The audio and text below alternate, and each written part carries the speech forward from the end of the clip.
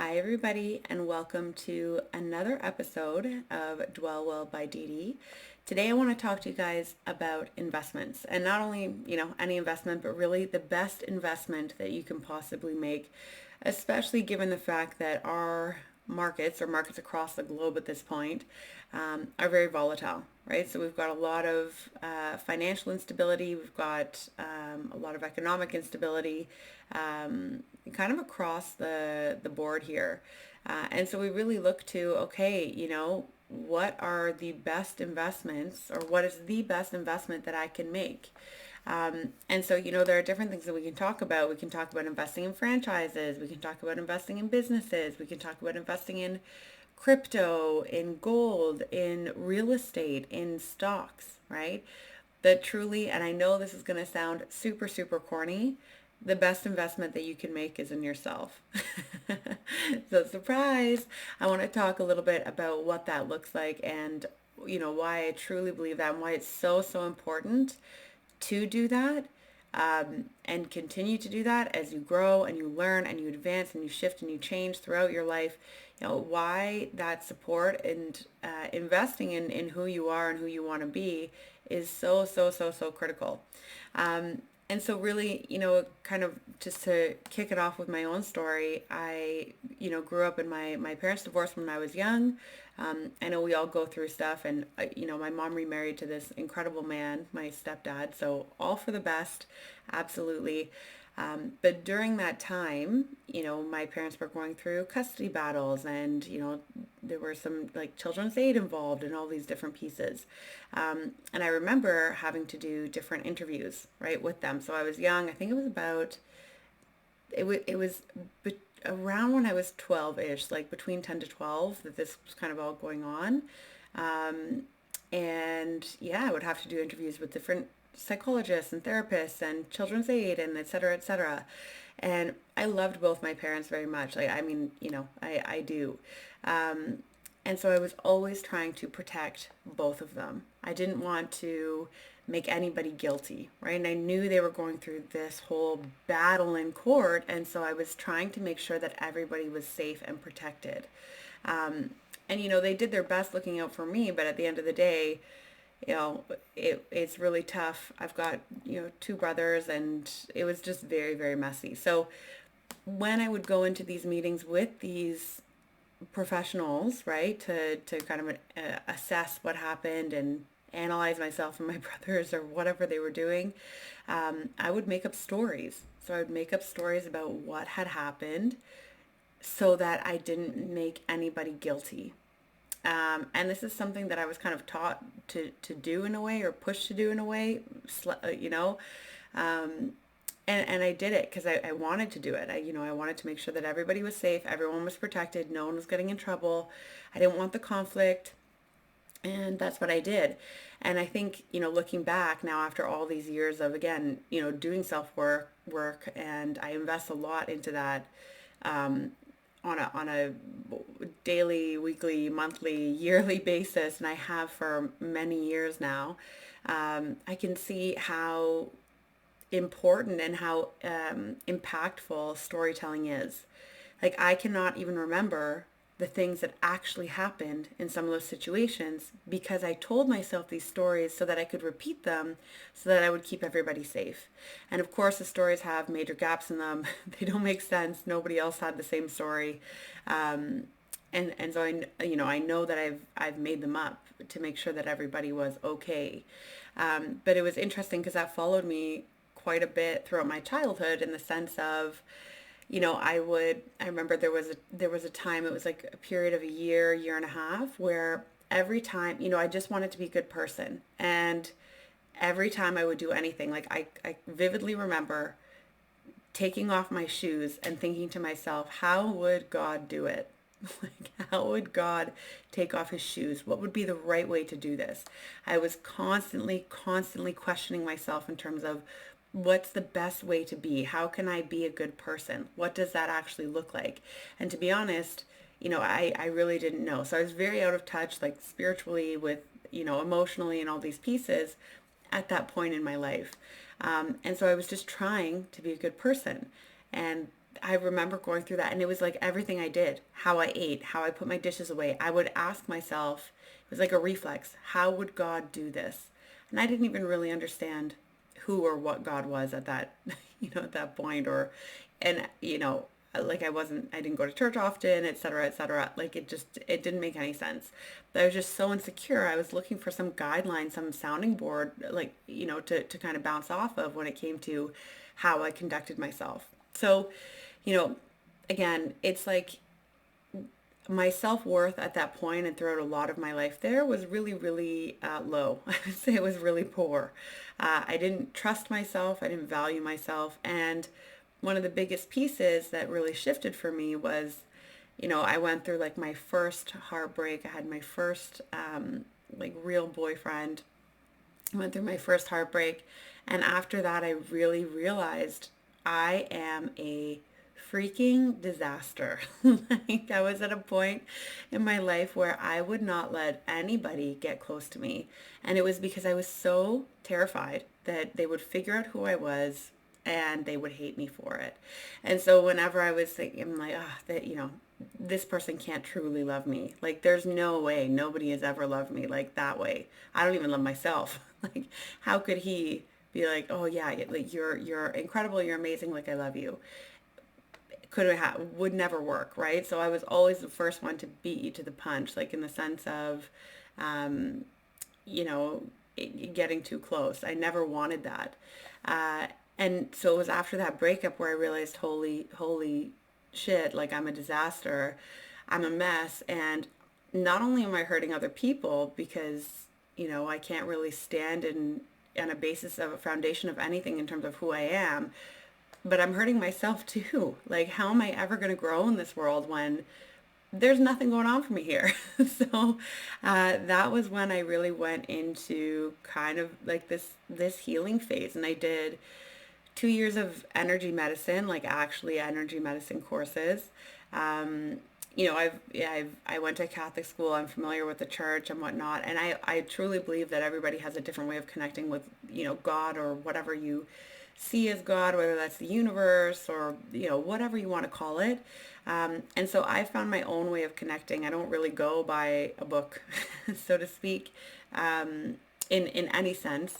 But yeah, I mean, 2 years of energy medicine, I continuously go to speak to people about different things that I'm, thinking about or what's going on for me. Um, I read a lot of books in terms of self-development and also self-help. And I always find, the disconnect for me sometimes was, okay, always wanting to grow, always wanting to grow. And the thing that was holding me back the most was the fact that I hadn't done enough work on my own, like for myself, to actually be able to leverage those development books or those development principles and ideas that I was being guided to, that were really insightful and really helpful. I just wasn't in a place where I could actually utilize and leverage them. And so this whole idea that investing in yourself is, the best investment, I will vouch for it 100 times over. When it comes down to it, I can't imagine what would have happened if I never, kind of experienced that shift, especially doing that energy medicine and going through and working through different pieces and going to therapy and all these different things to really figure out, okay, like, what's the blueprint? What have I created here? What do I believe that's really influencing me in terms of where I go? And I still have things, of course, that I work on. I will always have things that I'm going to work on. But yeah, it's all kind of that whole piece. And so, it's not like it was overnight or transformation all of a sudden that I shifted into even who I am today. It's a long and slow process, and I've still got a long way to go. There are always things that for myself, for myself as an entrepreneur, as a business owner, as a wife, as a mother, just even as my own self, like my own sounding board, there's so many things that I can do to improve and to grow. it was a very slow process, right? And I've made a lot of mistakes going through it. And I think that's also part of the process as it sits. It's like, okay, I'm gonna try this, or I'm gonna look at this. And really, again, I would be looking at things where, I'm trying to develop myself and move myself forward. But really, I hadn't even addressed some underlying issues that, were inhibiting me to actually leverage those skills and tools and things that I could do to develop and to move forward. So the thing here is, there's no one path for everyone. It's funny because I see this across industries. It's not just in like self-help, it's in real estate, it's in like career paths, it's in pretty much everything.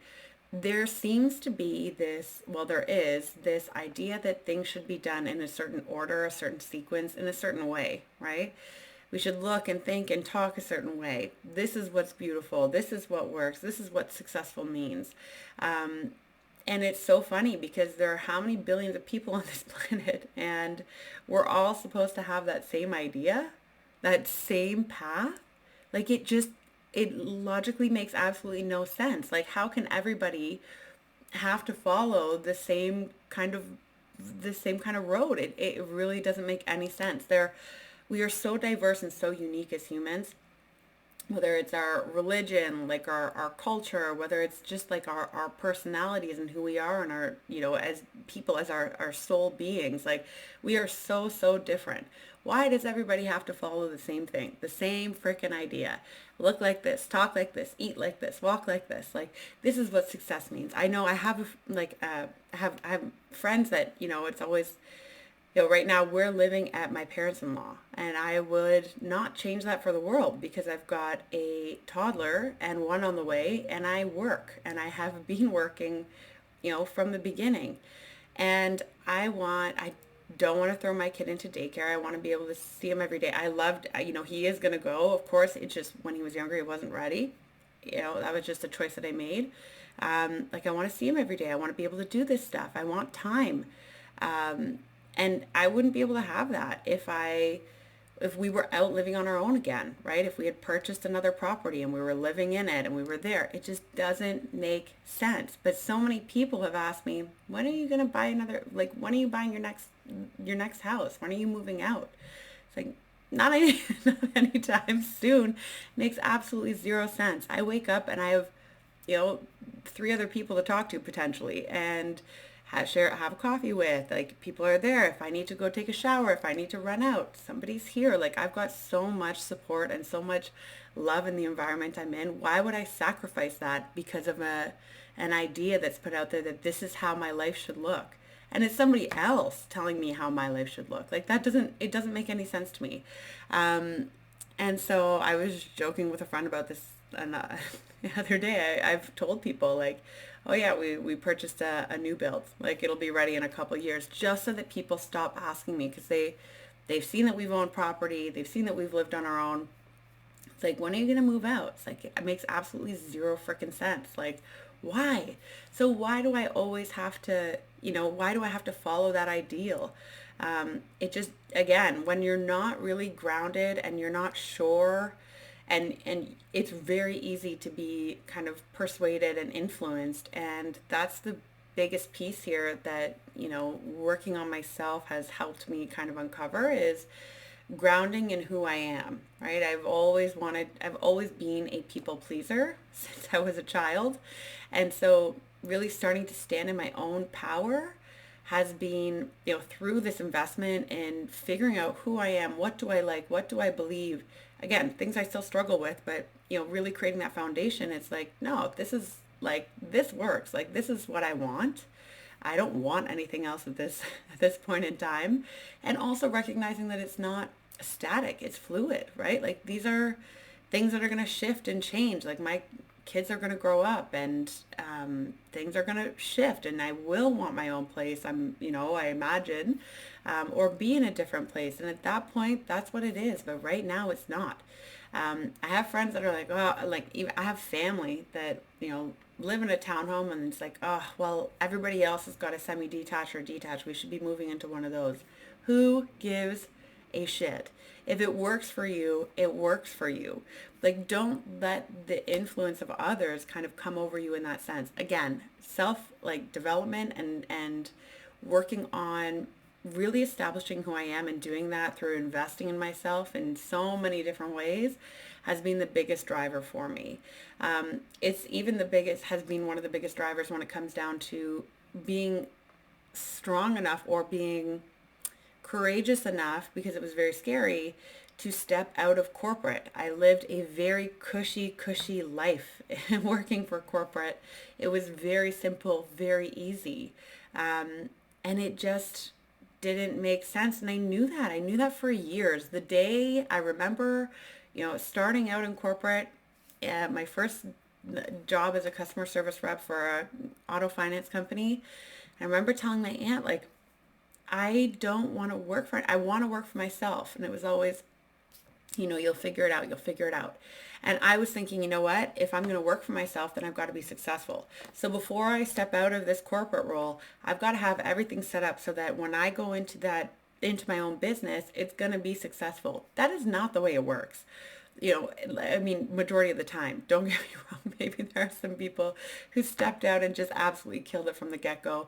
I was not one of those people, right? Like, I did so many different things. I did translation. I did, so many different pieces before I got to where I am now, right? And even where I am now, that's in constant flux. That's shifting. Like, my focus is shifting in terms of where I want to really spend my time. And especially, again, after having a kid who's, 1.5-year-old child running around at this point, and now I have another one coming in the next, 2.5 months, where do I want to spend my time? What do I want to be doing? What actually sets my soul on fire? And you do have to do the work to figure it out. Because if you're thinking about it, it's hypothetical, you're not really invested in it, you will come up with ideas that you'll see are heavily influenced by the outside. And it's not like, it's not that even it's ill-intended. It's like people want the best for you, right? Majority of the time, they want the best for you. And so they're looking at, okay, what are we told is the best? Okay, well, you could do this and then do this and then do this and, get married and buy the house and have the kids and do this. That's not the path for everybody. It isn't, right? And it's funny because when we ask each other, when we meet somebody, it's not, hey, what do you like to do for fun? It's, what do you do for work, right? Where we prioritize things as a society in general, I'm going to say more specifically here in North America and the westernized world,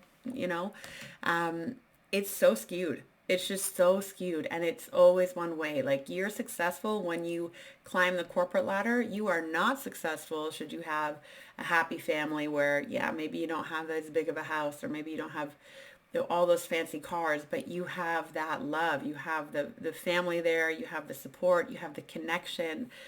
It's all, and for everybody it's different. Don't get me wrong, but it's not the same. So it's not the same for everybody, right? And so every unique individual, I truly believe, to invest in yourself and figure out, what do you love to do? What are you passionate about? What are things that do set your soul on fire? A lot of the time we don't even know. When I was working in corporate, again, people pleaser, that's just the nature of who I am. I always, I gave my all to the companies I worked for, and I feel good about the work that I do when I do that. It's the same idea as I do in my own businesses. It's like I will give 170% of myself to this cause, to whatever it is. And it's not to say that work wasn't impactful. I helped people across the globe do well at their jobs. But at the end of the day, was it something that set my soul on fire? Absolutely not, right? And so, again, it's about investing in yourself, having the confidence to know your worth, to know your unique values, what are you good at, and the confidence to be able to know people are looking for you. People are looking for, how many people I've looked for to help me as I grow, and how many people I will continue to look for that have different, again, gifts, talents, offers that I will invest into if it means it's an investment into myself and where I want to go. I am constantly searching for new talent that will help push me further. And that is what it is, right? Um, and yeah, it's funny because even now, like sometimes I forget about how far I've come, right? And we discredit ourselves even in terms of what we've done, especially as we go on these paths of self-discovery and self-development. I remember talking to so I work with a shaman, and I remember I was speaking with her just a couple months ago, saying, yeah, like I want the time, like I want to have the time to be able to spend with my son, especially before my new child comes, right? Like I want to be able to do that, and I want to grow this, and I want to do this with the business, this with the business. I need the time. And she said, I get it, but you have it. And it's like I sat back and I'm like, I do have it. I have all this time. I literally am, I work when I want to work, and I do what I want to do when I feel like doing it. I literally have that I have that flexibility right now. And the thing is, I'm still coming from that old perception of, I don't have enough time to do this. I don't have enough bandwidth. How am I going to get this done? When am I going to get this done on this timeline? Like I'm still coming from an old lens, which is something that, again, I've just got to work at, right? I've got to figure it out in terms of how do I shift this? How do I move it forward and really recognize, all these steps forward that I've taken to where I am today?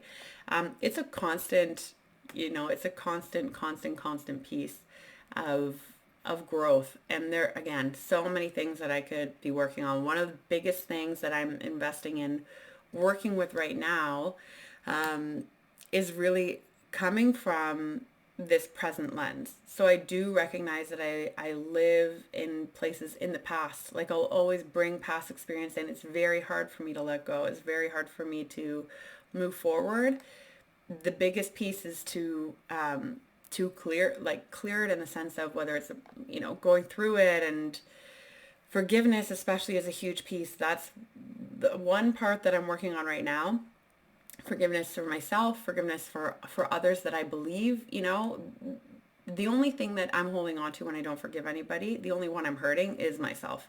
Nobody cares. Nobody remembers what happened, 2 years ago, 3 years ago, however many years ago. So I don't even have contact with some of these people that have kind of shaped these ideas that I have. And so, right now for me, forgiveness is a big piece. And that's something that I need help and guidance on, because on my own, I am not really great at it. So again, it's something that I invest in.